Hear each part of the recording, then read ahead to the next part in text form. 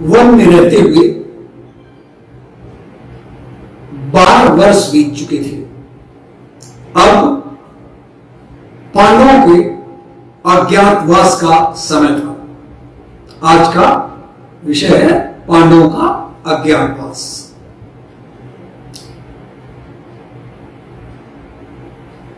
राजा विराट के यहां आश्रय पांडवों के 12 वर्ष के वनवास की अवधि की समाप्ति कर 1 वर्ष अज्ञातवास के लिए करना था।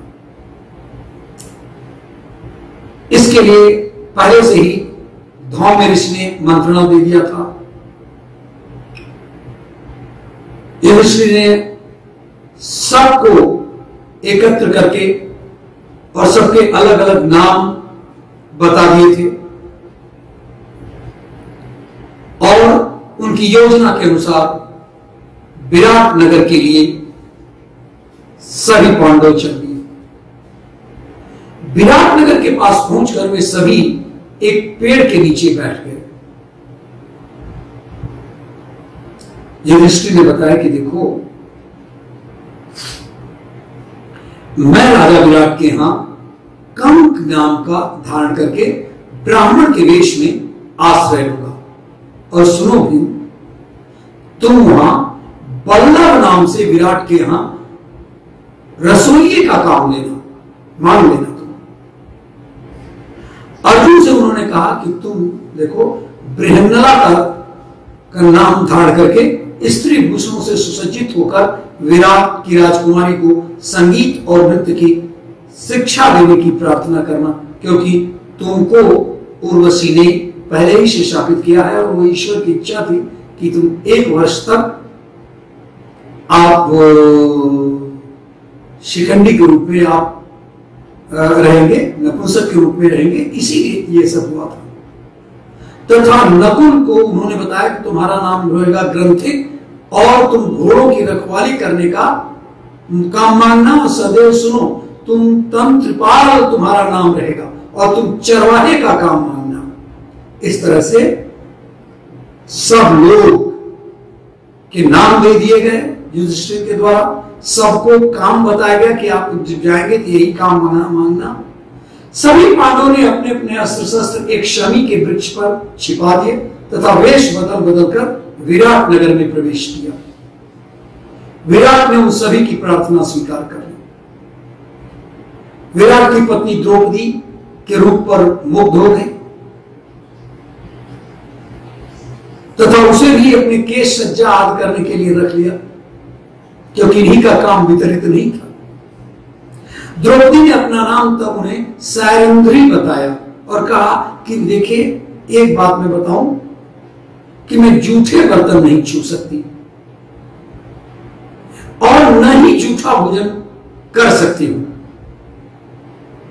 कि कैकेय नरेश ने अपनी कन्या सुदेशना का विवाह विराट के साथ हुआ था और विराट का साला था ये कीचक। सुदेशना को महारानी के रूप में पाकर राजा विराट का दुख दूर हो गया, बहुत खुश थे। कैकेय कुमारी रानी सुदेशना ने राजा विराट से अपने कुल के वृद्धि के लिए उत्तर और उत्तरा नामक 2 संतानों को उत्पन्न किया। बेटी का नाम था उत्तरा और बेटे का नाम था उत्तर। कीचक अपनी मौसी की बेटी सती साध्वी सुदेशना के प्रेम पूर्वक परिचर्या करते हुए विराट के यहां सुखपूर्वक रहने लगा। उसके सभी भाई पराक्रमी थे और कीचक के भक्त थे, अतः वे भी विराट के ही बल और कोष को बढ़ाते हुए प्रसन्नतापूर्वक वहां रहने लगे। अन्य नाना प्रकार के जो जनपद थे, जिले थे, उनके जो स्वामी थे, वो सब शूरवीर जितने राजा थे वो कीचक से पराजित होकर के 10 दिशाओं में भाग गए और इस प्रकार पराक्रमी कीचक विराट के लिए एक बहुत ही मजबूत सहारा हो गया। कहते वो संग्राम में 10,000 हाथियों का बल रखता था। राजा विराट ने अपना सेनापति उसे बना लिया था और विराट के 10 भाई ऐसे थे जो दशरथ नंदन श्री राम के समान शक्तिशाली माने जाते थे। श्री राम थे नहीं, लेकिन ऐसा माना जाता था कि वे भी बहुत ही बलशाली थे और वे भी इस कीचक बंधुओं का अनुसरण करने लगे। ऐसे बल संपन्न कीचक जो राजा विराट के साले लगते थे, शौर्य में अपना कोई सानी कोई मुकाबला नहीं रखते थे। आगे सुनिए। एक दिन विराट की पत्नी सुदेशना का भाई कीचक सैरंध्री पर मुग्ध हो गया। सैरंध्री यानी द्रौपदी। उसने अपनी बहन से सैरंध्री के बारे में पूछा, कौन है, कैसी है ये लड़की, इतनी सुंदरी अनिंद्य। सुदेशना ने यह कहकर टाल दिया कि वो महल की एक दासी है। तो जब ये टाल दिया तो कीचक तो दुष्ट था और ताकतवर था, डरने का तो कोई सवाल ही नहीं था। वो द्रौपदी के पास जा पहुंचा और बोला, तू मुझे अपना दास बना सकती हो। दासी तो थी ही वो, उससे कह रहा है कि तुम मुझे अपना दास बना सकती हो। द्रौपदी डरकर बोली, मैं एक दासी हूं, मेरा विवाह हो चुका है, मेरे साथ ऐसा व्यवहार मत कीजिए। कीचक उस समय तो रुक गया, पर बार बार अपनी बहन से सैरंध्री के बारे में यानी द्रौपदी के बारे में अपनी आकुलता, अपना मोह प्रकट करता रहा। जब सुदेशना को कोई चारा नहीं दिखा तो उसने कहा, जा, एक पर्व के दिन मैं सैरंध्री को तुम्हारे पास भेज दूंगी। यहां ध्यान रखिए कि सैरंध्री रानी थी और कीचक सेनापति था और उसका भाई भी था। पर्व के दिन महारानी ने कुछ चीजें लाने के बहाने सैरंध्री को कीचक के पास भेज दिया। सैरंध्री कीचक की बुरी नीयत देखकर भाग खड़ी हुई।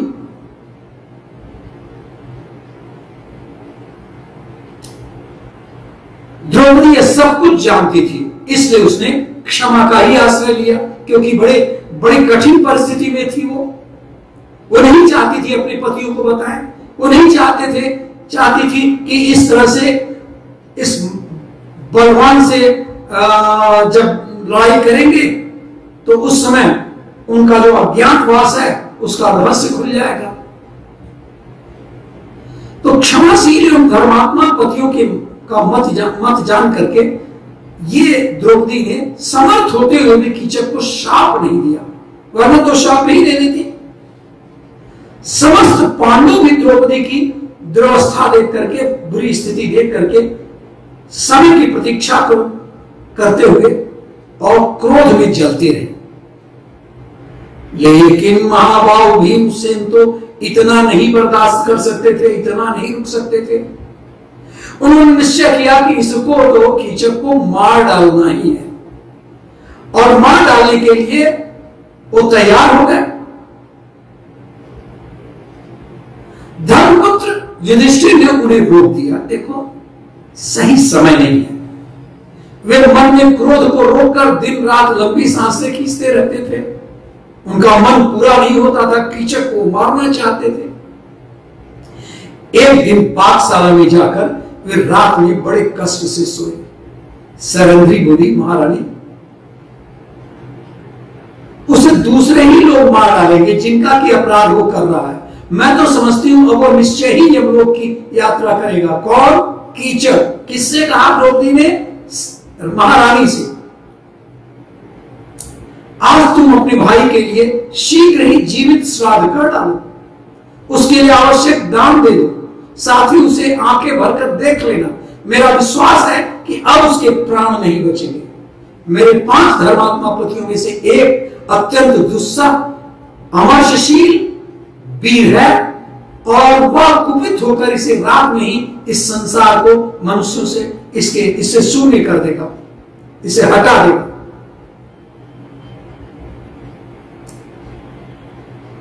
द्रौपदी ने कहा कि पता नहीं क्यों अपने अच्छानुसार के रूप धारण करने वाले हैं और वे गंधर्व बन करके गए थे, न जाने क्यों अभी तक क्रोध नहीं कर रहे हैं। रानी सुदेशना से ऐसा कहकर दुख से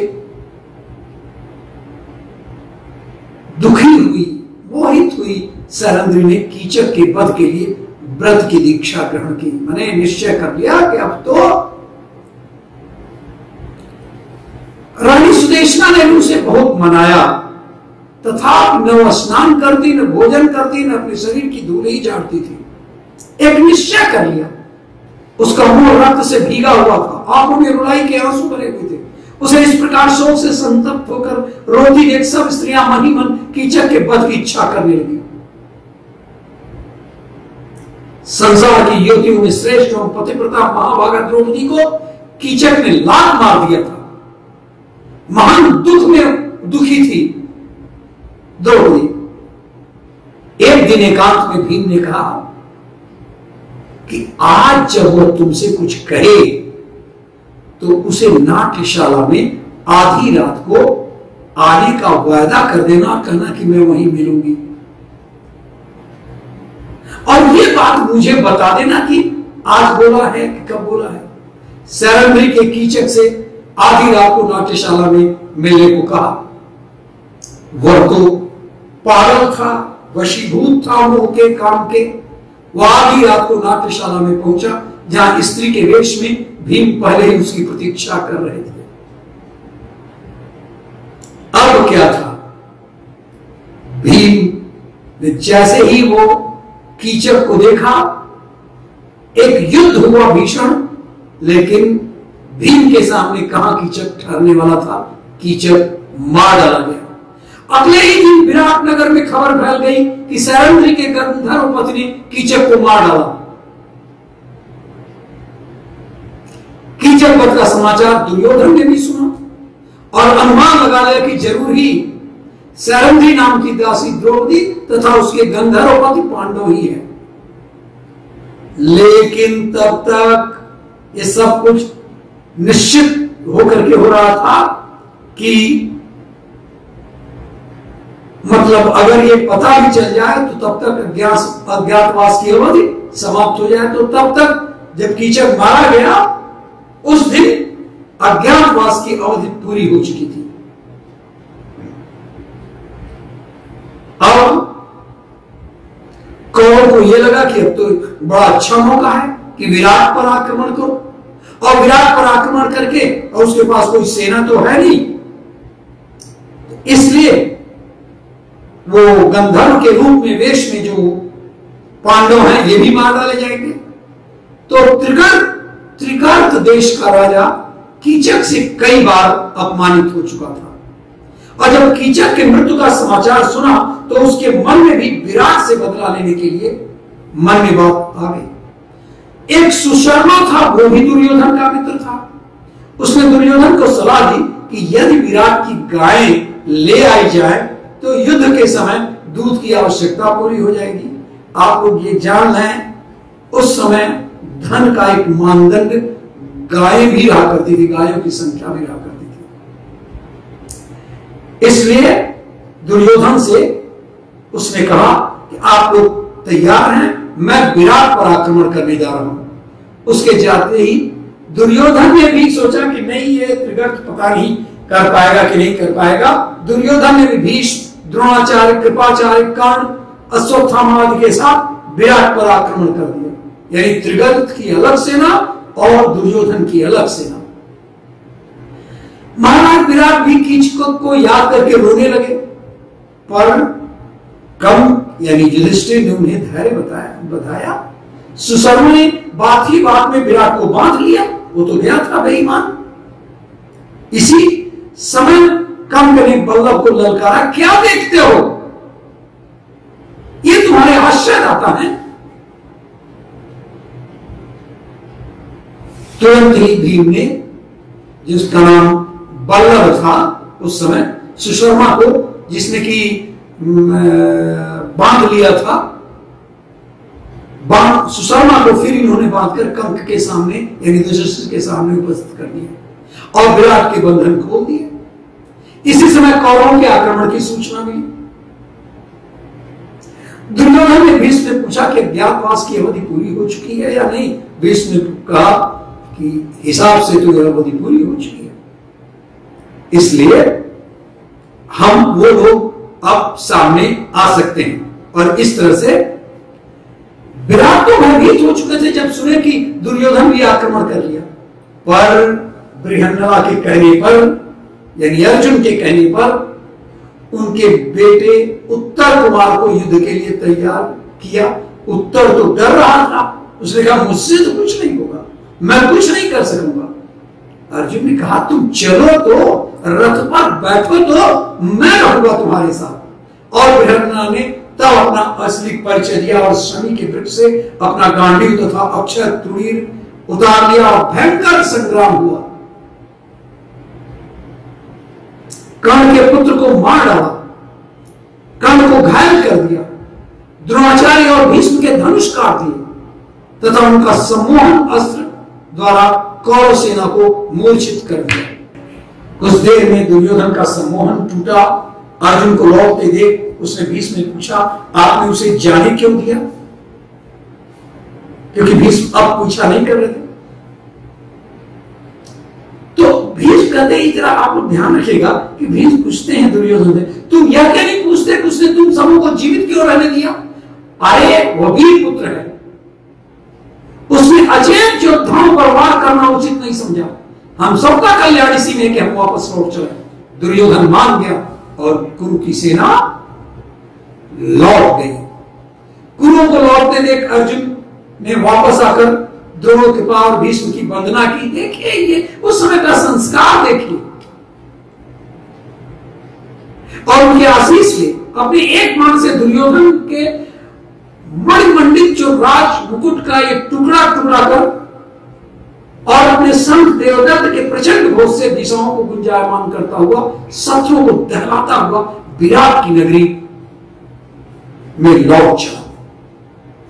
मार्गों से अनेक कौरव सैनिक मिले जो भय से जंगलों में छिप चुके थे। अर्जुन ने सबको अभय दान देकर वापस अपने देश जाने के लिए स्वतंत्र कर दिया। रास्ते में उत्तर और अर्जुन को विराट की गाय मिल गई जो भगा करके ले गया था वो, और उसके बाद उन्हें हाँकते हुए अर्जुन ने उत्तर को पांडवों की सच्चाई बताने से मना कर दिया कि तुम मत बताना जब पहुंचना कि मैं कौन था और कैसे युद्ध कर रहा था। यदि इस प्रकार से मत्स्य राज्य जाने जाएंगे तो शायद भय से छिप जाए। पर पार्थ अर्जुन आपने जो किया वो मेरी क्षमता के बहुत बाहर है। मैं कैसे कह सकूंगा कि मैंने भीष्म द्रोण कृपा कर्ण कृपाचार्य कर्ण अश्वत्थामा आदि को पराजित करके गाय छीन ली। जो हो, जब तक आप न कहें मैं आपकी सच्चाई नहीं खोलूंगा।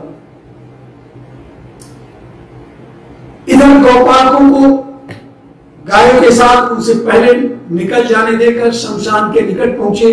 वहां उन्होंने अपने वस्त्र बदले और शस्त्रों को फिर उसी जगह पे कपड़े से लपेटकर सभी वृक्ष पर रख दिया, क्योंकि वहीं से ले गए थे। विश्वकर्मा का कपि ध्वज अपने अमानुषी जीवों के साथ विलुप्त हो गया। विराट का ध्वज स्तंभ अपने रथ पर लगाकर वे चल पड़े। उनके घोड़े थके हुए थे। रास्ते में कहीं कहीं रुककर घोड़ों को पानी पिलाकर उनके विश्राम के लिए काफी दूर तक रखने के बाद राजकुमार उत्तर अब बदल दिया। अब राजकुमार उत्तर का सारथी बन गया अर्जुन, और अपनी चोटियां लहराता बृहन्नला के रूप में पार्थ रथ को नगर की ओर ले चला। युद्ध के बाद विराट को पांडवों का परिचय प्राप्त हो गया। कहां छिपती है बातें। और तब विराट ने कहा अर्जुन से मेरी पुत्री उत्तरा का विवाह आपके पास आपके सम्मुख प्रस्ताव रख रहा हूं। अर्जुन ने कहा कि वे उत्तरा के शिक्षक रह चुके। अतः अपने पुत्र अभिमन्यु से उत्तरा के विवाह का प्रस्ताव किया। धूमधाम से अभिमन्यु और उत्तरा का विवाह बाद में हुआ, और इस तरह से इनका अज्ञातवास खत्म हुआ।